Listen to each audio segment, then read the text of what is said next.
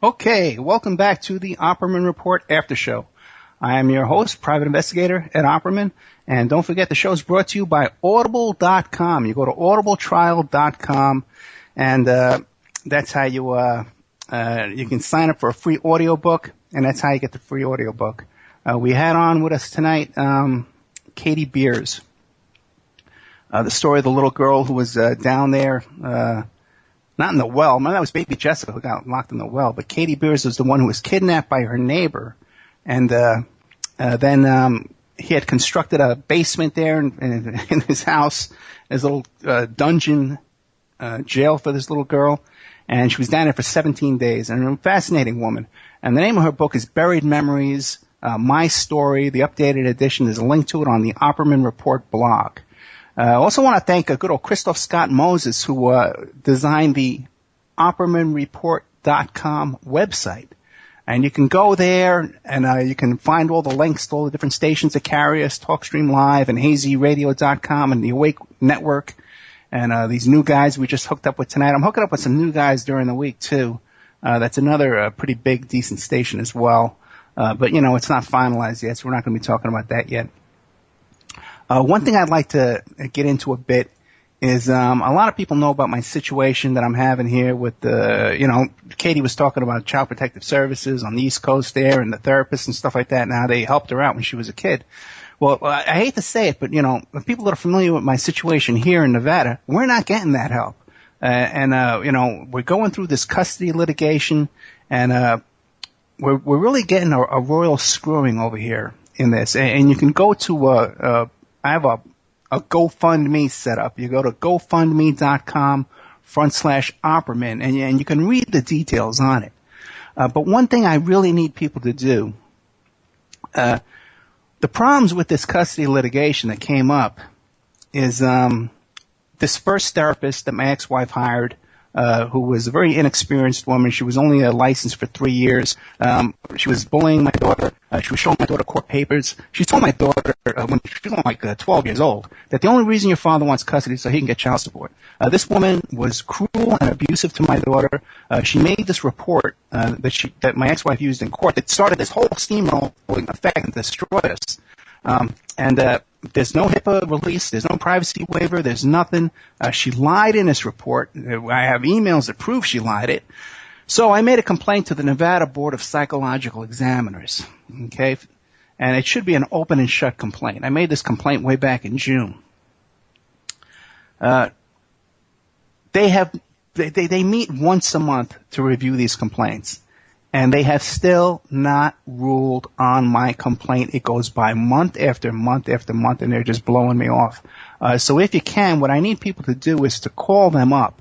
The number is 775-688-1268, or you can email them at nbop@govmail.state.nv.us, and you can find all that. It's on my Facebook page. It's on the Opperman Report blog, and it's on this GoFundMe /Opperman. If you just Google "Help Save My Family" by Ed Opperman, you'll get this page with all the details of what the hell we've been going through. You have no idea the hell that we have been living through this past year. I come on here, I do this show for you every Friday night. We do a lot of research. We find guests, we book guests. We got guys like Mike Gray on the line with us right now who help support this show. You have no idea how much this guy puts his heart and soul into helping us. He's our sponsor from InfinityHomeplans.com, but this guy's we should call him St. Michael Gray. Right. And I'm serious. I kid you, Mike, but we love you. You know, Ed, all I ask in return is you watch my links. Okay. Anyway, Mike's a good guy, and Amanda from Pacific West Bamboo is another blessing to this show. Who helps us and supports us, and also Ann Francis, my producer, and Christoph Scott Moses, and Keith Davis, and our other sponsor is the New World Mexican Women, and all these sponsors we have here, they're pouring their heart out to keep this show going week after week after week, when me and my daughter and my family here are going through this crisis. Okay, and they've really been kind to me to pick up the slack. that we've been struggling with here. With all you guys out there that put in these little donations and stuff like that too. But just remember to keep the show going. We need the PayPal donations to keep the show going, to oppermanreport@gmail.com. And then, we're trying to do stuff, man. We're trying to do some really big stuff here, like do a documentary on the West Memphis 3, a documentary film, where we actually go down there to West Memphis, Arkansas. They're having a big rally down there in May. We can go down there and film these nuts and get them on tape and just put them out in front of you, and you'll see the kind of people we're dealing with. I want to do another show on the Process Church and the Son of Sam case. And also, too, about my involvement with the John Lennon assassination. So we have a lot of material here. We have a lot of contacts. We know these people. We have sources here. We have we have stuff. I guess with the Son of Sam case, I have documents and stuff like that, police reports, all kinds of stuff that have never seen the light of day, photographs, stuff that we could put out there for you and produce for you. And well, this is what we're trying to do, and to keep the show on the road, to keep the show on the air, we need either sponsors who can read their ads on the show, or we need donations. Okay. Now, I was talking earlier about my buddy there, Pete Stenistrud, back in Staten Island, and I met Pete when I was about 18, 19 years old. And he was this big guy, 6'5", about 300 pounds. He was a high school basketball star and a football star. Somewhere along the line, he had taken some LSD or some angel dust or something, and he had developed a mental illness. But Pete was a fixture on Staten Island. He knew everyone. Okay, he knew every. You could walk into any bar, any nightclub, and they knew Pete Stenistrud, but everybody knew him as Pete Peaches. That was his nickname, Pete Peaches. Okay, big 6'5" guy. Everybody knew him. The biggest names in organized crime in Staten Island: Ianello Della Croce, Armand Della Croce, Paul Castellano. All these guys, Pete knew all these guys. They knew him by sight. Okay, so he could go anywhere in Staten Island. And here I was, 18, 19 years old. And I have this big guy with me all the time. He was working for me. He was driving me around. He was getting my groceries for me. As a matter of fact, he would take me grocery shopping to the same place he would take this big organized crime guy's wife grocery shopping. He'd say, "Oh, yeah, we're just taking so-and-so's wife there." "Oh, no, but I'll take you. Let's go get the food." Good old Pete. And what started happening with Pete, though, was when he got dosed with that LSD or the PCP or whatever it was, he was in this apartment. And he had taken all the furniture in the apartment and he had thrown it out the window. And so the cops came to grab him, and he took on like 5-10 cops. The stories are legendary with this guy. He could fight anybody. He could take on anybody. But he was a gentle guy and a friendly guy, And one of the things he would always say is, "Hey, today's my birthday. Today's my birthday." And when he would go to the clubs, the bands would let him get on the stage with them and let him play the tambourine and stuff. A total character. In every possible way. You just could, you had to know him. I just recently, there was a Facebook, a group called Staten Island in Days Gone By, and I just when I saw that he died, I just found out this week, and I was just remembering our childhood together. And I posted on it, does anybody remember good old Pete Peaches, and everybody had a story. But I gotta tell you, I think some of my stories with Pete are probably the best, out of everybody. And one that strikes me to my memory is Pete had taken me to this meeting, okay? And I had to meet with this guy, and it was a kind of meeting back in those days that you wanted to keep a low profile, So Pete tried. What was the meeting about, Ed? The meeting was about some confidential business in my 1979. Oh, really? Yeah, it was like 1981, 1982. Why did they call him Peaches? You know what? I don't know. I don't know. Okay. That part. But I gave him the nickname Pete the Nut because later on, because he used to get arrested so many times, and he had an ID card from the South Beach Psychiatric Center. Okay? So whenever he got arrested, he would pull out his little ID card. He'd say, "Oh, no, you can't arrest me. I'm crazy." And he would take him over to South Beach Psych. They'd give him some pills, and put him on some new medication. They'd let him out like 38 hours. It didn't matter what he did. Okay? So, but the story is, we're going to this little private meeting, a meeting amongst gentlemen, Pete drives me over there. So we're playing it cool. We're walking in. We don't want to attract any attention, right? And we come back out. Our little meeting is done. And whatever's been exchanged has been exchanged? Whatever. Who knows? Whatever. Yeah. But the thing is, we come out, and there is Pete. His car, he's running around in a circle in the parking lot screaming. Okay? Because his car had overheated and he took the radiator cap off and he burned his whole arm and his back. So he's running around like, with his clothes burning off his skin and all this kind of stuff like that. So that was one Pete story.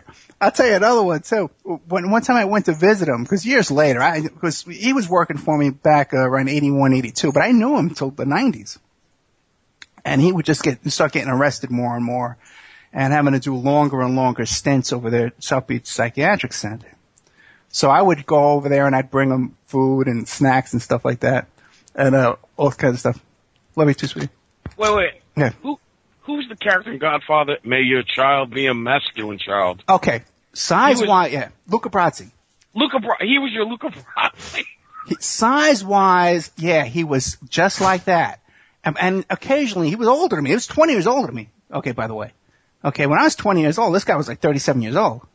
Okay, 40 years old, and with that white hair, and walking around in flip flops and stuff like that. A Hawaiian T-shirt, a Hawaiian shirt, But so I'm going in there to South Beach Psychiatric Center to visit Pete, to bring him some snacks, okay, and pray with him and stuff, And so they stopped me at the gate, and they said, well, before you go in, do you have any glass or anything that they could use to hurt themselves with?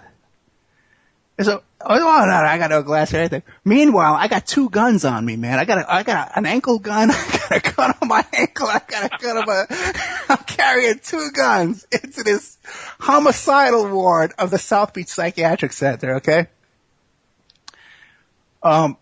Those are two of the funny ones. But let me tell you the story, though, about how I met Richard Begenwald, a serial killer, okay?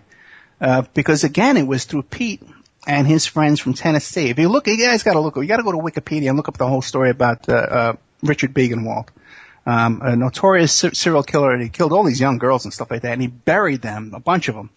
He killed a bunch of people, but a lot of them were these young girls he would kill. And he would bury them, the bodies, in the front entranceway of his mother's house. So Pete knew this guy. Okay, under the porch. No, it was there was a garden area, like in a walkway. When you came in, yeah. Okay, I know what you're saying, in the city, or like a.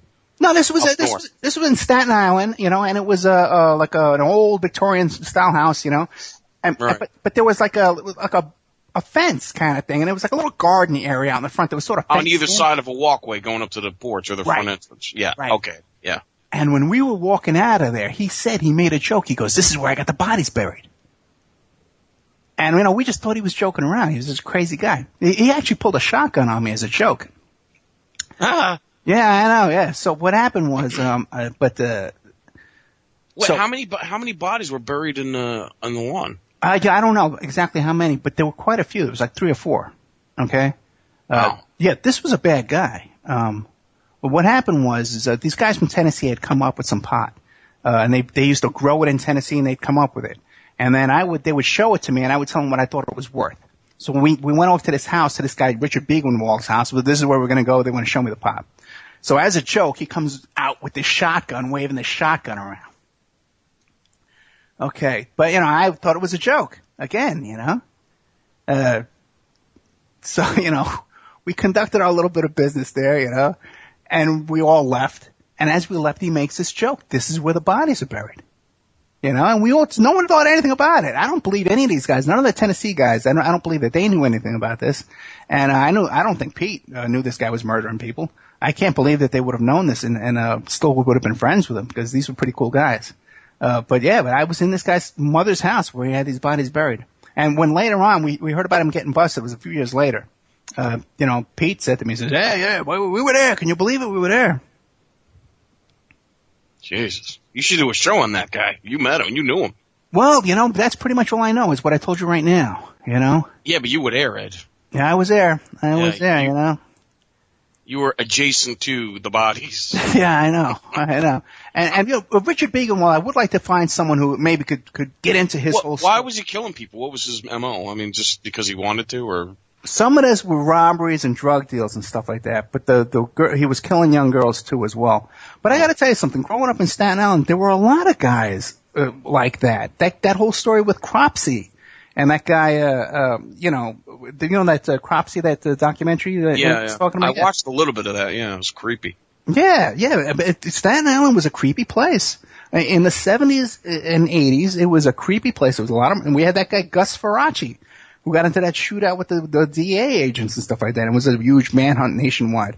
We had all these mafia families in Staten Island growing up. It was just this whole different world back in those days. At that time.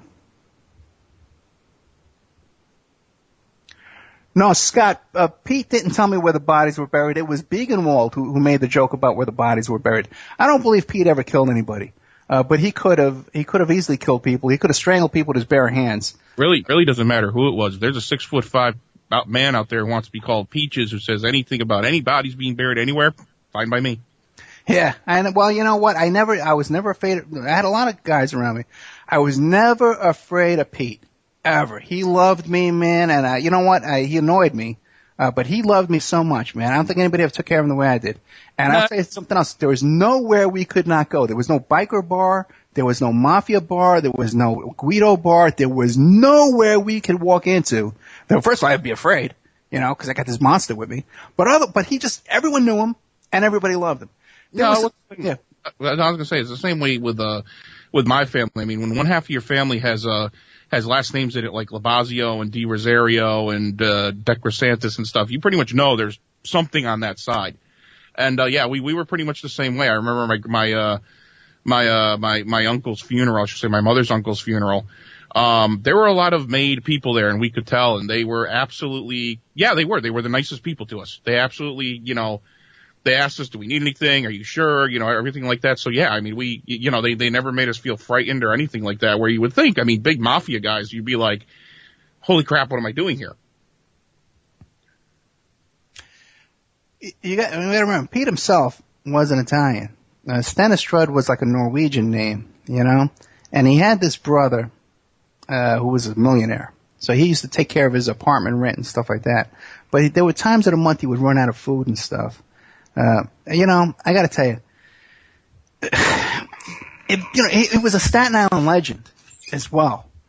And a lot of people, on that Facebook page, agree. The guy was a legend. He was a high school athletic legend in Staten Island. Everybody talked about playing basketball with him, playing football with him and stuff like that. But a nice guy. Wasn't a gangster himself, but was sort of like a gopher for all these big gangsters and stuff. Was he married or kids? No, never got married, never got kids. But everywhere, another thing too, man, everywhere we went to, these girls were always running up kissing him. Okay, we'd be shopping in the supermarket and you see some girl, they're usually strippers and stuff, but they'd come over and start kissing him. Now, there was a lot of really bad times with good old Pete too. Like, you'd hear stories, later on that, he'd be hanging out in a bar, exposing himself, and all wasted and falling apart and stuff. Yeah, they were, yeah. So, he was out there. So he's a guy who never wanted to really grow up, kind of. Oh, no, he never grew up. And like I said, he would always say, today's my birthday. Like every day was a party with this guy, anyway, the thing is, a guy like Pete, to have a guy like this around me when I was 18, 19 years old, gave me sort of confidence. He exposed me to a lot of people. I met a lot of people through him. But gave me kind of confidence and kind of freedom to go around and do things and say things that I wouldn't normally have been able to do. And I wonder where I would have gotten without this guy. Because later on I did own a nightclub and stuff, and I was involved in a lot of, believe it or not, I was once a very successful man in my life and met a lot of, it's hard to believe now what's become of me now on the phone with Mike Gray and Scott Hare on a Friday night at 7:30. When did you find out he passed? It was just a couple of days ago, man. It was not even a week ago. And, when was the last time you talked to him? Oh, it had to be like around, 93 or 94. The last time I saw him was in South Beach Psychiatric Center. you know? Oh, really? I mean, was he in there that long, or? Yeah, well, toward the end there, yeah, he was in there longer and longer stretches. See, in the beginning, when he'd go in for a couple of days, he'd get right back out.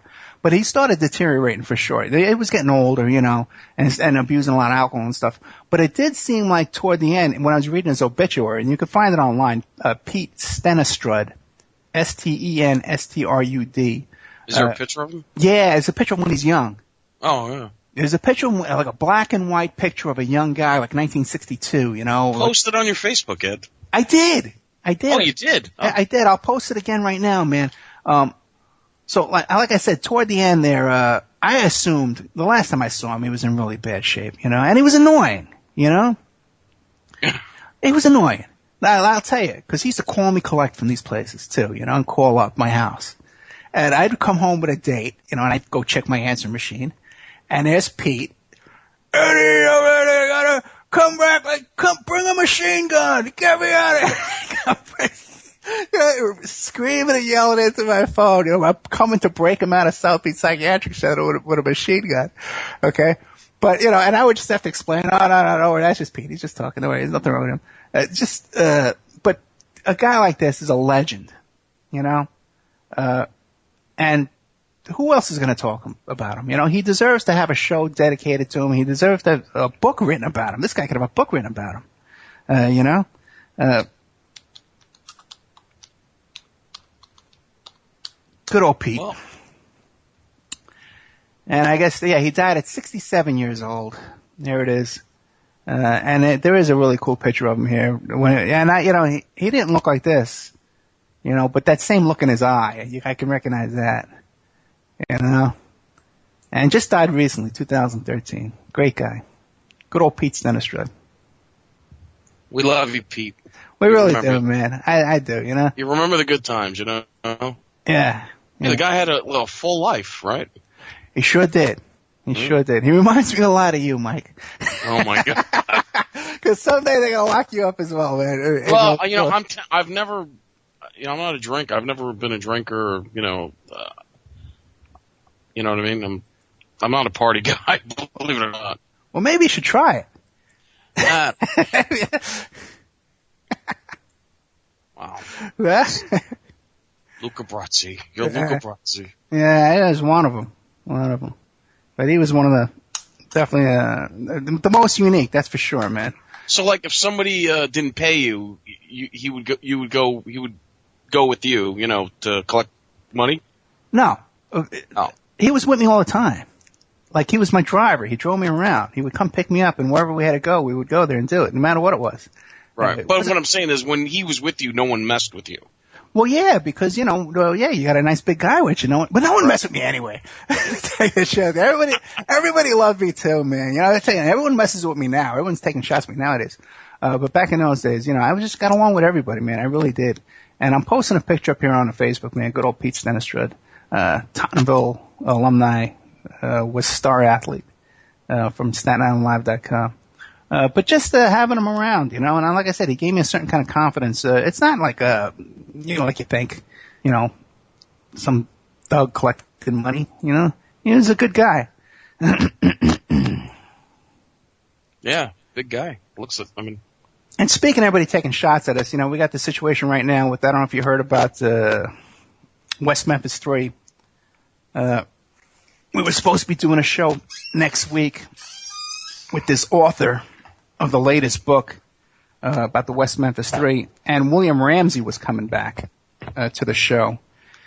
So I went around Facebook and I announced it, that they were doing this show, and wouldn't you know it, these guys, these organized thugs from these West Memphis 3, these child killer fans, start investigating this guy. They dig up some dirt from his past, and they start doing all kind of background reports on the guy, and they're posting it all online.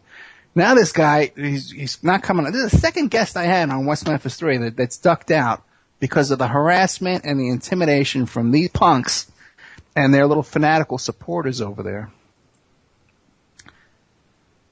Wow. Yeah, and the first one was Pam Hicks, who was the wife of the ex-wife of Terry Hobbs. She agreed to come on. Yeah, she was going to come on last year. And as soon as they got wind of this, man, they started calling her up and talking her out of it. Where is Damian Eccles now? Where's he living? Because didn't he get booted out of Salem? Didn't he leave? I think, well, he just did look at this, man. These guys, these nuts, are still trying to say that this guy is not a Satanist and doing black magic and doing witchcraft and doing blood sacrifice. He just did an art exhibit that includes animal bones, his own human hair, and his own blood in the paintings. You know? He just did that in New York. And it's amazing, man, what this guy gets away with. And and these adoring fans think he can do no wrong. Wow. So when is why don't you just have a show with William Ramsey on anyway? Just you and him, you know. Yeah. Well, I don't know what we're going to do. I'd like to do a whole show maybe with other family members and witnesses and stuff like that are being stalked by this bunch. Or maybe, you know, we're talking to a lot of different people about coming on, booking something for next week. After that, we got Dave McGowan coming on with the moon landing. You know, did the moon landing really happen or didn't it happen? Now you must have watched some YouTube videos about that, Mike. Why don't you tell us what you think? I sure have, Ed. Well, I don't want to ruin it. When he comes on, we'll discuss it. Okay, what's your opinion? You want to talk about it now? Yeah, well, yeah, because I'm sure that you're convinced it didn't happen, right? There's no moon landing. It's a hoax. It's like Sandy Hook, right? No, I think that they went to the moon, but they showed us studio shots. That everything that we see is studio shots. Okay. That's what I think. Because I think when you see, there's a lot of stuff on the moon that they don't want us to know about, like structures and, you know, oddities. Okay. Just like on Mars, you know, the face on Mars, there's pyramids on Mars, there's clearly structures there, you know. Well, let me ask you a question, Mike, because you've been around a long time, right? You've been coming on the show here about 6-7 months, right? Yeah. And you kind of hear us talking about these other these different shows and these hosts and stuff like that, and how a lot of these people are just full of it and hoaxes and stuff like that, and they have no credibility. But you still kind of buy all this stuff, don't you? What do you mean? I mean, you listen. Yeah. I don't have to go to Mars to look at pictures of Mars and, you know, things on Mars and on the moon to see that it's an obvious structure. Somebody built it. You know. Maybe human beings, you know, went there a long time ago. Maybe we are the remnant of a destroyed civilization. I don't know. Well, we could be a remnant of a destroyed civilization. Yeah. Scott Hare, what is your opinion? Do you think we went to the moon or not? You really want to go? You get me involved in this? Oh, geez. Yeah. Do I? I kind of I kind of agree. I do think we went to the moon. I do think you can. You actually can look up there today and you can do different experiments and stuff to see that there are metallic objects up there on the moon, but I do believe that a lot of the stuff they were doing up on the moon we don't know about. I think instead of just doing certain experiments to see the density of the moon and stuff, I do believe they were up there probably looking for things that they don't want us to know they were looking for. Now what about the moon being hollow? What do you guys think about that? I don't think the moon's hollow. I think it's been mined by certain beings more than likely. I do think there are bases up. I do think there are bases up there that are probably underground. I mean, it's you know, it's only logical if there was another life form, you know, that's watching us, that they would put a base on the dark side of the only satellite that basically orbits it. Well, when they landed on the moon, it rang like a bell for 7 hours. The moon. It went dong. Yeah, I've heard that as well. Yeah. For 7 hours, I mean, geez, that's a lot of reverberation. Well, I gotta tell you, I like Dave McGowan, you know, and we seem to agree on a lot of stuff. And he agrees with you guys on a lot of stuff too. The only thing that I wonder about that though, the ringing like a bell, is how could they tell in a vacuum? Could they feel it? That's a good question. Again, it's a vacuum. You can't really hear it. Yeah. You know, in my opinion, I don't think any of the astronauts, I don't think Buzz Aldrin or any of those astronauts that we are told went to the moon, I don't think any of them went to the moon. I think other astronauts went to the moon, other people. Buzz, I don't know. Buzz, I think. He might be the exception because he was military. Yeah. Yeah, he might be the exception, but all the other guys were that's the whole thing about Jay Weidner talks about them being clockwork oranged, that they were conditioned or psychologically conditioned to believe they went to the moon, like through hypnosis. Because, funny enough, if the moon is sterile and there's nothing on it, when they came back, they put him in like a 2-week quarantine. Mm. Yeah, that kind of struck me when I was a kid too. Hey, by the way, if anybody wants to call in, you can call in at the 702-605-4894. You could join the conversation. Or if you want to Skype in, you could Skype in at ed.opperman, O-P-P-E-R-M-A-N. Well, if you want to bring up a new topic. You know what I got coming up too? I got this woman. I think her name is Judith Reisman. You guys familiar with her? She talks about how the feminist movement was created by the CIA and that kind of stuff. Oh, yeah. Everything was created by the CIA. Don't you know that? Yeah, pretty much. It seems like it, right? I mean, it seems like everything that happens, the CIA has their hands in it. It's, everything. It really does, and it's kind of scary out there how everything just seems to have a link to the CIA somehow had their hands in it. What do you think about this story with Katie Beers? That was kind of interesting, right? Now how this guy is able to build this chamber. Wait, is this the guy? Was this the guy in New York? This happened in New York? Yeah, Long Island. Yeah, you should listen to the show. Okay, and she identified that he had a car, a certain type of old car. No. Okay, never mind. No, this was a family friend. He constructed a chamber, a cement 6 foot by 7 foot chamber in his bedroom through a closet. It was a hidden chamber down there, a dungeon basically. Katie Beers, and she was 10 years old, and he held her down there for 17 days. Kind of reminds you of the Ariel Castro thing. You know what? I forgot to ask her about that, what she thought about that case, because she must have had but it's very similar to Ariel Castro. It's like I said. I mean, I think these kind of cases really make me angry because it's like, what are these guys thinking? It's like, what is, if they want something, go out and find some. There's other ways to go get it. It's like, what is the purpose of doing this? And especially with this guy, because this guy didn't just grab a girl and then, grab a young girl and then do something at random. He planned this out. I mean, he was very methodical in planning this out when you think the structure he built and I was listening to the whole thing and it was just making me just so angry. That someone think they have the audacity they can put another human being through that kind of ordeal. Yeah, he planned it out, as far as building the dungeon and stuff like that, but obviously he didn't plan out the exit strategy on this thing at all.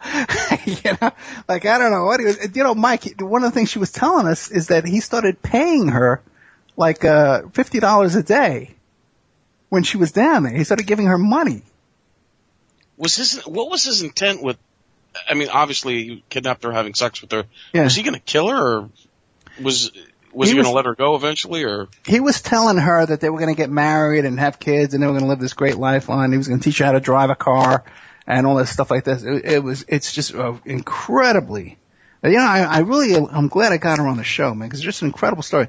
But I think it was interesting too that the way the cops treated her when they got her out there, basically just treating her like a piece of meat, not any consideration for her feelings or even feeding her. Mike, when she got out of there, they didn't even feed her, the cops. And they kept her all day without feeding her. Then they took her to a medical place, gave her examinations all day and all night, and then drove her like 4 hours to all the end of Long Island, to this foster home where she didn't know anybody. Just a horrific story, but she's just a real gem, this woman. Her book is called, Buried Memories.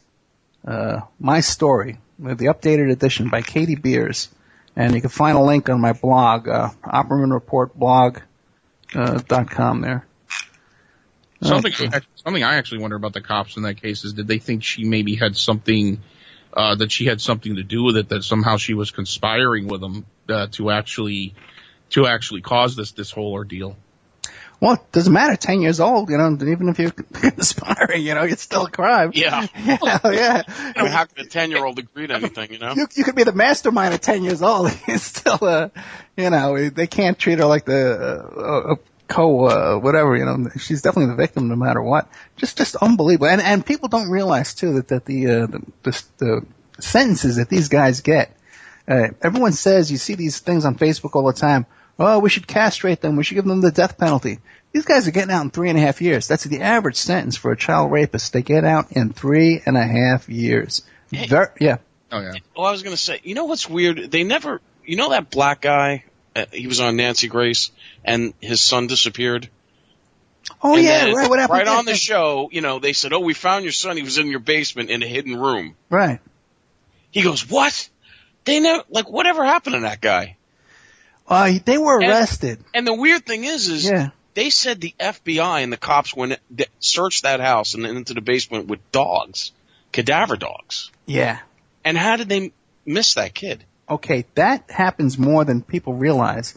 This business with these dogs, I've met some of these dog handlers and these dog rescuing these the handlers are like the flakiest people you ever met in your life, and I have really no confidence in that at all. And when you hear these stories about how dogs hitting on drugs and cars and stuff like that, that's just an excuse for them to tear the car apart. Yeah, they hit, the dog hit. You know, what did he do to hit? You know, he scratched himself or what? He just scratched himself a minute before and a minute after too. You know, so the whole dog thing I have no faith in. There was a woman here in Las Vegas that she was a hoarder. I'll give you that. But she got in her house, the stuff fell on her, you know, and they went in there too with cadaver dogs. They went in there a bunch of times with dogs looking for her, and they couldn't find her. You know, it wasn't until I started cleaning out the house that they found her. Oh my God! Yeah. Thing is, too, is there's no federal standards on how to train these dogs. I think every state has different standards. Oh yeah, it's all crap. Yeah. All that dog stuff is crap. Yeah. It's amazing. How would a dog in New Jersey know to act different from a dog in California? That's something we got to look into. Yeah, we got to form a committee. Get on top of that, man. Well, you know, that was a joke, Scott. That was a joke. No. I was just going to say, you know, the dog in California would probably just, you know, put his nose up to it, and the dog in New Jersey just go forget about it. Yeah. Hey, there you go. Okay, let's see what else. Oh, get the CIA starting the feminist movement. Did you ever see Aaron Russo's? I think it was on Mad as Hell or his documentary. Yeah, and as a matter of fact, says. I'm sorry, go ahead. I can get his lawyer to come on our show. Aaron Russo's lawyer. This woman, she's in that documentary, and she's good friends with Keith Davis. So we could get her. I don't know if we could fill a whole 2 hours though. Well, supposedly Nick Rockefeller told him. Right. The reason why the whole feminist movement was started was to get women in the workforce to collect income tax off them. I totally believe it. And if you know, also too, if you look at our whole this whole family court system, you know, where they suddenly there were all these divorces back in the 70s. It just started, you know, back when I was a kid, people got divorced, and they came up with this plan. Okay, well, man, the father's going to visit the kid 2 days a week, you know, 2 weekends out of the month, you know, and the mother. And then they have child support coming out of your paycheck and all this stuff. It's obviously not working. You know, it's not doing nothing but causing destruction all over the freaking country. But I guess it's something that they want for whatever reason. They got all this crap planned out. What do you think about all this stuff with Cuba? Do you think this is just a ploy, or is it a ploy for the government, or just, you know, just trying to do something to raise numbers, or you think they're actually trying to gain better relations with the country? Good question. I think there's a lot going on there. I think one of Obama's motives there is to give Florida to Jeb Bush. Okay, because Jeb can go in there now and say, look at these Democrats, you know, they get all the Cuban vote for the Republicans. I actually tried to get those guys, those 4 guys that they released. Mm-hmm. Yeah, we were trying to get a spokesman for them as a guest on our show, and they were never getting back to us. And now we realize why. It's because they were involved in these negotiations to get out of here. I have been saying for the last, people have been asking me the last 4 months, who do I think is going to be the next president of the United States? And I tell them Jeb Bush. Somehow he's going to get into office. It just feels like you can already feel it. You can already feel the vibe kind of starting like it did with Barack Obama. This vibe's just starting to start, and the press is starting to talk about him more, trying to get him more into the limelight. He's got now this more, I don't know how I want to call it. There's this more like professional look with the glasses and everything now. I'm telling you, it's going to be Jeb Bush, and everybody's going to be going, how the heck did this guy get into office? Yeah. I hope there's not another Bush in the White House. Yeah. I don't think there's any hope, but I don't think it really matters either, I'll tell you the truth, who's in the White House. What do you guys think about the stuff going on in France, man? They're busting people. They must have busted like 200 people in the last 24 hours. Well, I don't know if those guys really got killed inside, but that one cop outside, he didn't get killed. That was, he shot him point blank. There was no blood, no nothing, so. Well, but Mike, why would you need to do that, okay? Because now you see these guys, they've gone to Syria and stuff like that for training, right? So now that they get into this country here, and they said on the phone, they were in this building, they get a phone call from a magazine, calls them while they're holding hostages. And as soon as I heard that, I said, damn, why didn't I think of that? I should have called. Did you see the movie, Children of Men? I don't know. Which one? It's a weird movie. It's like set in the future where people can't have children anymore. I saw it, yeah. Okay, but the background story is very interesting, and they're rounding up all these foreigners in Britain and putting them in detention centers and concentration camps to deport them. And I think that's what you're going to start seeing, because there's a new movement in Europe, of basically get the foreign, German for Germany and France for French. But what I was saying, though, is when these guys were holding the hostages, they got a phone call from this magazine. And he says, well, why are you doing this? And they says, well, we were hired to do this. We're paid to do this by this Al-Qaeda group over there, and they paid us $20,000. This is our action. This is our mission. So if I was going to pull off this operation, okay, if I wanted to do this, and I'm the U.S. government, I would go and pretend I'm these Al-Qaeda guys, or use Al-Qaeda guys that are working for me, and I hire these guys to go and do the shootings. Why not do the shootings? Why not really do? Why not? Why does it have to be that this is staged and this is actors, when you can hire guys to shoot up a bunch of cops and shoot up a bunch of innocent people? You mean the authorities allowed a phone call to get to those guys? Yeah. They didn't shut the phones off? That kind of stuff happens. Mm. That kind of stuff happens. A lot of people say the same thing with Sandy Hook, though. A lot of people think that it was fake, and yeah. I can tell people straight out that I know the event happened, because I know people who had to go into the school and identify the 6 adults. So I know the event. I know that the event happened.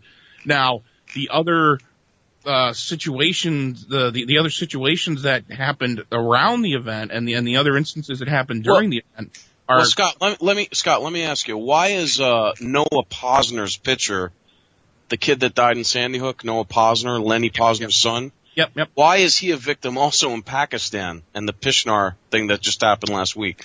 Why is Adam Lanza's birth certificate dated the day before the event actually happened, and his mother's dated the day of? Yeah, because things get messed up. But listen, news services. I think Sandy Hook was a false flag, a psyop, and no one died. That's my opinion. You guys could disagree with me. I'm not going to argue the point, but No, I mean, Scott. No, I think, Scott. Can you get those people that?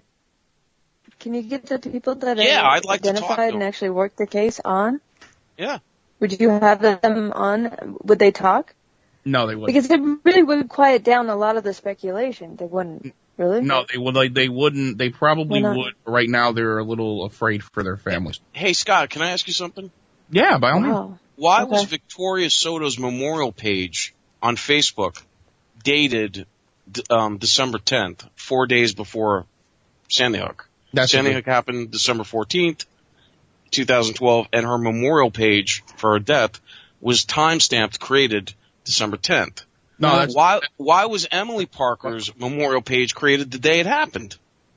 Like I said, that's a good question. Here's another good question. Why were 3 separate charities like the United Way and 3 other separate charities were timestamped in November, dedicated to the children, the deceased, the Sandy Hook, and all that?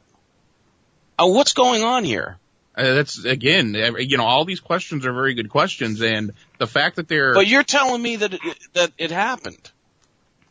The way the TV is telling us it happened, and I'm telling you, you have all these parents... Look, you have all these parents laughing and giggling throughout the interviews within 24 hours of their kids being killed and murdered. They're laughing and smiling, and they can't shed a tear, not one. No, I'm telling you that the event did happen because I do know people who were there who could tell me that the adults. Oh, yeah, you're right. You're right. The event did happen, but I'm saying it was a fake. It was a hoax. It was a drill. It was a psyop. That's what I'm saying. No one was killed. All those people are actors or crisis actors, and they're probably CIA, and it's all a hoax to traumatize the American people. So we'll give up our guns, our rights, our right to the Second Amendment. Well, that's what they want to do away with it. Hold on, Mike. Basically whatever anybody thinks, I totally agree with you. That is the end game. That's what the end game is. And it worked perfectly. Wait a minute. So wait. So you're saying you believe kids died? I didn't say that. I said I know there were adults that died. Well, let's expand this a little bit farther. No, hold on, Mike. Relax, Mike, because I know this is near and dear to your heart. But it seems to be that the knee-jerk reaction in all of this is that the end game is for them because they want to take away our guns, and they need to stage these events in order to take away our guns. And to me, that's a knee-jerk reaction. It's an ejection. It's a reaction that they have created in us to have. It's what they want us to think, because that's exactly what we think time after time after time. And if they wanted to take away our guns, step one would be stop manufacturing guns, stop manufacturing bullets. It's the simplest thing to stop manufacturing guns, and they're not even hesitating even a bit in that area. To me, I think it even goes deeper than that. I don't think it's just about to take guns away or to stop making guns. I think it goes further to what the Second Amendment means as far as, keeping militias armed just in case the government just in case we have a government that starts not really reacting for the people, and we have to do what was done back in 1776 again. I think it goes deeper to that core. Well, the Second Amendment isn't just about militias. It's about any adult, a citizen of this country, has the right to bear arms. Absolutely.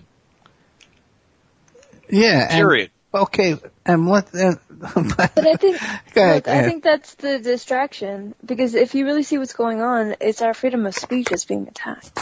Yeah, that's what's going on right now in France, by the way. They're busting people who are just... That's what that is. Yeah, they're not criticizing it enough. You cannot speak out against religions. Right. You're not allowed to say what you really feel or think. And they're not talking about, there's a bunch of Jews that are fleeing Europe because of what's going on there. They're going back to Israel. I mean, that's how bad it is. But they're not talking about that. It's very sleight of hand what they're doing. And it's inch by inch, and we keep giving it up. So it's going to be inevitable. If we give up our freedom of speech, who's going to be speaking out against, But, you have to ask yourself why they're letting bear arms. What is everybody planning on doing with these arms anyway? The people, these law-abiding kind of folks. Ed, why did you have guns when you were doing what you were doing? When you had a gun strapped to your ankle and you had a gun hidden in your why did you carry a gun around, Ed? I carried a gun because I had protection. I had the balls to use a gun, though. Okay. And these people... Well, wait a minute now. Wait. Okay, I've got some firearms, okay? Okay. They're legal. They're in my house. And I did have a concealed weapons permit.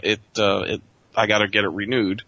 But if somebody comes in my house, I will have to take care of business. I don't want to kill anybody.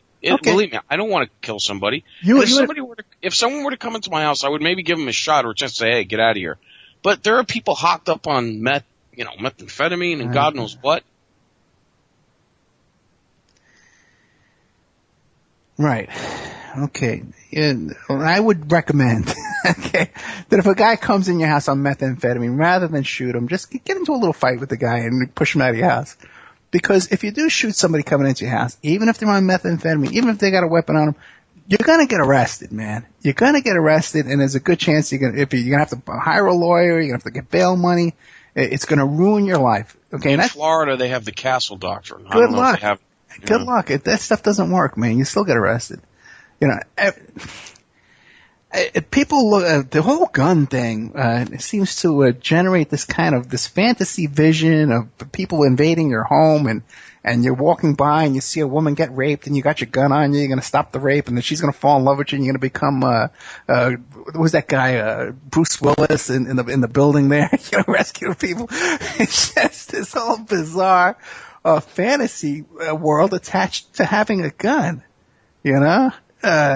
and I don't see it, man. I don't see, I would rather have one than not.